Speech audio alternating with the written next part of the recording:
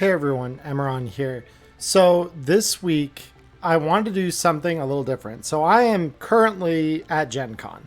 So this is being recorded just a couple days before I'm leaving. And mostly I want to be able to give something additional to the Cyberpunk community here. And this is going to be an ongoing thing that we do here on the channel. So I know we've talked a lot about GM stuff. And there are plenty of you who have found that very, very helpful. And that's not stopping. So before I go any further, let me explain about what this video is the beginning of. So one thing I've wanted to do for a while is talk about the various DLC that are offered on Artel Saurian's website. So Artel Saurian Games has, for Cyberpunk Red, since its release, I'm pretty sure without fail, printed a DLC free of charge on their website monthly. So as you might imagine, it has been almost 3 years since Cyberpunk Red came out. It was, what was that, November, I think, of 2020. So we're a couple months shy of 3 years that Cyberpunk Red's out, and we've gotten DLC for it every single month. And while the gaps sometimes between months feel a little longer, namely around April, because usually we'll get our April DLC as an April Fool's joke at the start of the month, whereas other months of the year, we're getting it at the end. So usually we'll get one for March, and then the very next week, typically, we'll get one for April. And then we have to wait like a whole, almost 2 months until the end of May before the next one comes out. But regardless, we still get it every single month. And these DLC can cover a range of topics, some of which are very relevant to game masters, some of which are very relevant to players, and a few that have, I think, value to both. So we're going to cover one DLC per video. I haven't quite decided yet whether this is going to be a weekly series like How to GM, or if I do want to tackle this at a bit more of an aggressive pace, just to make sure that we catch up, because the DLCs, as I've said, have been coming out for what? We are 4 months short of November, so that puts us at 8 plus 24, so 32 months. So it would take me about a little over half a year to cover just what we have now, never mind the new DLC that are coming out each and every month. So with that being the case, I am going to probably do these more regularly than How to GM on a little bit of an irregular schedule. Once we've caught up, then I'm going to shift more toward reviewing them as they come out and kind of describing where I think they fit in the wider game world and usefulness. Bear in mind, I will probably save supplemental DLC like Black Chrome Plus, Tales of the Red Plus, and most likely what I'm assuming is probably going to be Danger Gal Dossier Plus when that does come out. I'm probably going to save those until later, or talk about them when I talk about the respective paid books, because those are by and large not going to be part of what we discuss as part of this series of videos. We're going to solely focus on the free stuff that you can get from the website, which those supplements are part of, but I find that depending on which one we're talking about, they are more or less useful depending on the book that they are attached to. So an example of this really briefly is Black Chrome Plus, for example, is fine if you use that without its accompanying book. There are a couple things in there that may not make sense to you if you don't have the book, but it's a lot of gear and useful items that even as their own thing are helpful. Whereas Tales of the Red Plus is more like the director's cut of an adventure book. So as you might imagine, without that adventure book, it's gonna not really shine as brightly. So now that we've talked about that, let's get into the first DLC that I do want to cover in depth, and so we can talk about the implications. So I picked one at the start here that is one of what I think of as like the few that are kind of helpful to have for both GMs and players for different reasons, right? Some of these DLC are going to be very one shot in terms of like they introduce something either the GM uses on their end of the table, or they introduce things that the players use on their end of the table. Obviously, a GM is still going to control the usage rate and the ways in which these things are implemented in the game, but they are, going to serve either the GM or the players at the end of the day, usually. So the DLC we're going to talk about today, because we're covering these in no particular release order, is the Salvaging Night City DLC. Thank you to all my patrons for the month of August. Your support makes doing what I do easier and allows me to do more with the time that I have. Thank you all so much.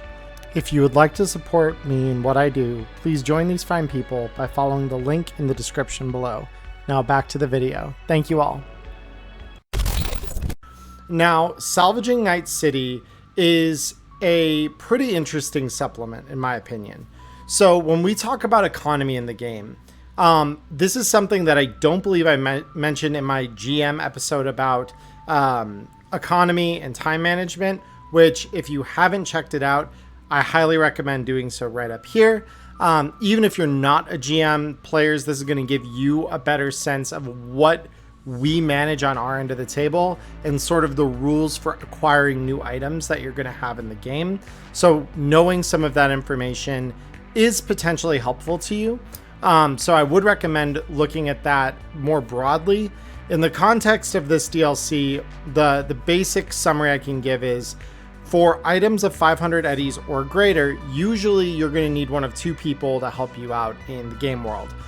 One of them is a fixer, so they can just find you the item that you're looking for of that elevated cost. And depending on how high ranking your fixer is, whether that be a player fixer or an NPC fixer, their rank is going to determine how easy or difficult it is for them to locate that item. If they're going out on the street looking for it or contacting their business associates, what have you. And so they can go and find you the item if someone else already has it. Now, the other type of person that you could use to get your hands on one of these items would be a tech, because techs can make things.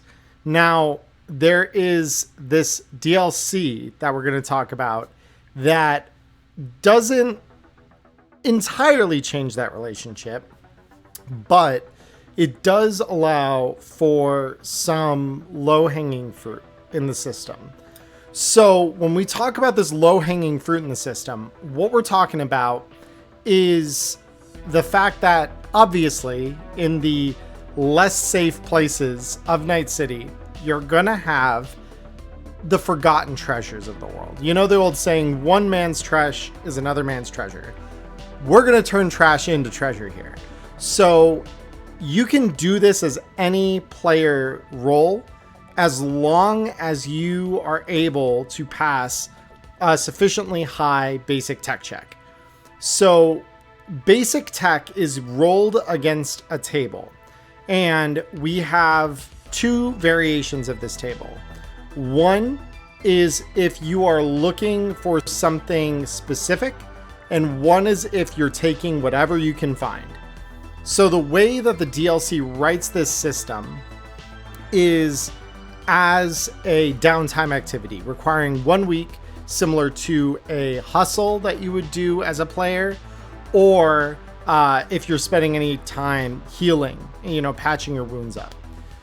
So when we talk about salvage, it's going to be in this context primarily, because we're going to start with how it's written directly to you, the player. So you, the player, can choose to delve into any part of the city that has salvage. And the assumption here is that the activity does have some risks involved. If you fumble, there's a table of negative things that can happen to you, ranging from radiation exposure to electrocution, to toxic gas, and some other things, collapse. You can read over it in the DLC. I'm not going to cover it comprehensively, but bottom line, there are dangerous things that can happen, and obviously you don't want them to happen to you if you can help it. So when it comes to the way we look at something specific, similar to how it is written in the New Street Economy chapter of the core rulebook, there's a breakdown of categories in the DLC of, the various item categories, from general gear to cyberware, to cyberdeck and programs, to, weapons, whatever have you. There is a category for it. Now, if we want to try and look for something specific, there are a few caveats that come with that when we talk about salvaging. For one, the DV of each price category to get it successfully goes up by a couple of points. So it's a little harder to find something of a specific price bracket. The second thing that we're going to have is the fact that you cannot find things that are 1,000 eddies. You can only find things of 500 eddies or less if you do something specific. So while this does take some of the RNG out of the system, it makes it harder for you to achieve that role if you are not a particularly savvy technician, because you do need to pass a basic tech check, as I've said. So let's now look at it from the we're going to take whatever we get perspective. So when we do this, what we roll instead is a D6 initially to see what category of item we are going salvaging for. And then the second thing we roll is our check. Now, the benefit on this end of things is the individual DV for each price category is lower. And there is the possibility, if we roll extremely high, of getting a 1,000 eddy item or items. So the way that this works is the value of what you find, it works kind of similar to what we get at character creation. So think of it not as you get one item of this price category, but rather you get multiple items that totaled in value for their estimated value, total up to whatever amount you have found. And any leftover value, if you choose not to find something or can't find something, that fills out any remainder when you're picking items. Any leftover value is just lost. Now, the items you find this way are considered to be broken. So they do need to be fixed by someone, whether that's a tech or someone with a sufficiently high tech skill of the skill necessary to repair the item. So obviously we're going to need weapons tech for weapons, basic tech for most general goods and armor, and you're going to need electronic security tech if you're finding cyberdeck programs or things of that nature. So what this leads to then is your ability to find items out in the world that maybe you normally wouldn't have easy access to, or maybe especially if you are poor in the game, don't have the money to afford, right? Because even though you still need to repair the item, the salvage is free in all senses except time. It'll cost you time, but not eddies. So that is a good thing, right? Ultimately, if we want that shiny bit of 500 eddy chrome and we manage to roll high enough on the table to get it, we could just get it. And it's really nice. So that's how it functions from a player standpoint. So as a player, you can choose to use a week of downtime salvaging and doing what I've described up to this point in the video. GMs, this is where we now talk about some of the other things that get mentioned in the DLC. So all of these DLC have in common a lore thread. So usually the lead into the DLC is some kind of in-universe, either communication, interview, advertisement, or other kind of lore bit that is going to introduce the content in the context of the world as is lived in Night City in 2045. So what this means in the case of the Salvaging Night City DLC is we are talking to 3Piece, who is a fixer, mentioned in more detail in Black Chrome. But he is talking about how salvage is a great way to make some extra bucks, some extra eddies. It's a great way to grind that extra little bit of money you need for that upcoming gig or you rent or whatever have you. And he talks about the different parts of Night City that we might go salvaging in and the various risks associated with them. So this is where I say how the DLC can be expanded upon and what GMs can do to make that even better for their players. So normally this is going to take a week of downtime for your player to do. But I propose, what if we use the opportunity to salvage items in this way as a lead for a gig, especially from like a low-hanging fixer, right? Maybe you go into Short Circuit, which is a known techie bar in the, I believe, the University District. It's either that or Little Europe. I can't remember which is right on the border between them. But regardless, you go to Short Circuit and your fixer there tells you, hey, I've got this MacGuffin that I need salvaged.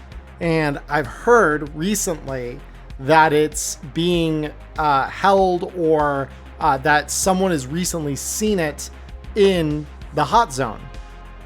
So your crew is going to go into that hot zone and you're going to get it. And whatever else you find along the way is entirely yours to keep. But I need the MacGuffin. Whatever the MacGuffin is, I need it. And I will pay you not only in the scrap you are able to find alongside the MacGuffin, but I will also award each of you 1,000 eddies apiece, knowing I am sending you into a dangerous area because there have also been scavs reported in the area.